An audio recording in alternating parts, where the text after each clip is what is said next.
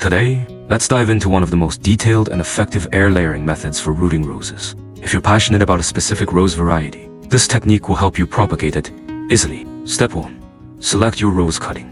First, pick a rose variety you absolutely love. Then, leave the top 3 sets of leaves on the stem. Carefully remove all the leaves below these 3 sets, and make sure to also remove the buds beneath them. Step 2.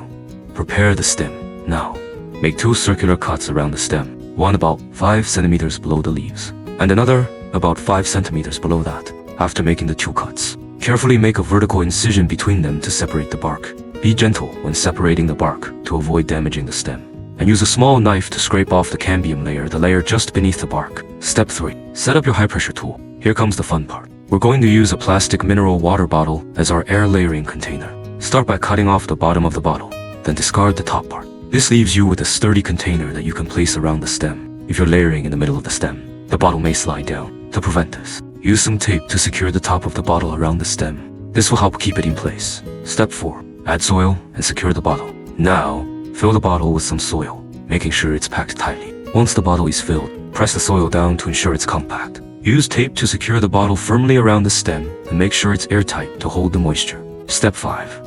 Wait and be patient. Now, all you need to do is be patient. Wait for around 60 to 90 days. During this time, the rose will develop roots inside the bottle, and you'll start to see new growth. Once the roots are established, you can carefully cut the rooted section from the parent plant, and you'll have a brand new rose ready to be planted. This simple and effective air layering technique allows you to propagate roses with ease. Just follow the steps carefully, and you'll have success in rooting your favorite rose varieties in no time.